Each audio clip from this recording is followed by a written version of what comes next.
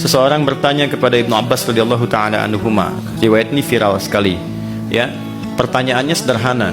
Jadi ketika beliau sudah berusaha merawat ibundanya sampai dengan optimal dan sampai meninggal dunia, lalu dia berkata, saya alhamdulillah telah membalas budi orang tua saya seperti ia merawat saya saat kecil.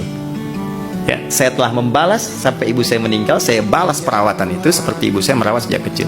Apa komentar Ibnu Abbas radhiyallahu taala anhuma? Kata beliau, tetap tidak akan kau pernah penuhi bakti ibumu kepadamu dengan baktimu kepada ibumu.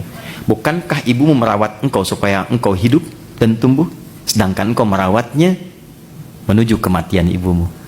Engkau mengharapkan kematiannya, sedangkan ibu mengharapkan kehidupanmu.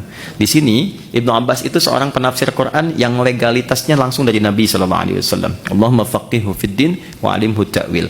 Dan beliau meriset ternyata ayat-ayat Quran dan hadis-hadis Nabi Muhammad sallallahu alaihi wasallam yang menunjukkan tidak ada batas pengabdian dan bakti kepada orang tua. Apa indikasinya? Jangankan hidup, saat meninggal pun masih ada ibadah yang pahalanya diteruskan untuk orang tua. Pernah dengar badal haji dan umrah? Ya, untuk orang tua, bukannya orang yang sudah tidak ada, kalaupun tak mampu dia kerjakan atau sudah wafat. Dan ternyata bukan hanya badal haji dan umrah, ada badal puasa. Seorang datang kepada Rasulullah, ya Rasulullah, ibuku meninggal, aku ingin berbuat baik, boleh nggak puasa untuk ibu? Kata Nabi, lakukan. Pernahkah dengar kita bagaimana kita seseorang menyembelih saat korban diniatkan kepada orang tua yang telah meninggal? Ada dalilnya, dan boleh dilakukan. Imam Ahmad bin Hanbal juga akan menegaskan itu. Jadi batas kepada orang tua itu tidak ada batasnya sampai kata pun sepanjang kita masih berkehidupan. Bahkan kalau ingin wafat pun masih berbuat baik, ada lagi Pak. Bagaimana caranya? Di hadis Muslim dengan 9 lafaz. Ya, idza matal 'abdu atau idza matal insan inqata'a sa'iru 'amali illa min thalathatin.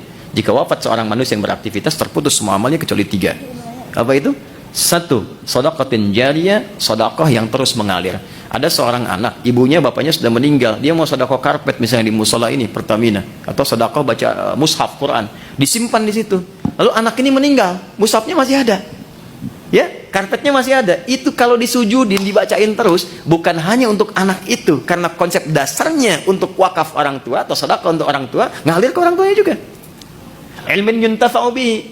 Ya, ini ada kan kalau sudah walaupun di Pertamina selesai kan masih dikaryakan, ngajarkan dan sebagainya. Kalau diniatkan ibadah dan niatnya dia katakan, misalnya saya berniat ibadah, pahalanya mengalir untuk orang tua saya. Jadi kalau dia mengajarkan itu, kemudian meninggal, dipraktekan, dari hasil CSR-nya bikin masjid, bikin ini, jaga sholat 5 waktunya misalnya, pahala ngalir. Wa walidin salihin yad'u lahu. Kalau ini masih hidup, anak soleh yang berdoa untuk orang tuanya. Jadi sekali lagi tidak ada batas birrul walidain dari seorang anak pada orang tuanya. Allah taala alam bissawab.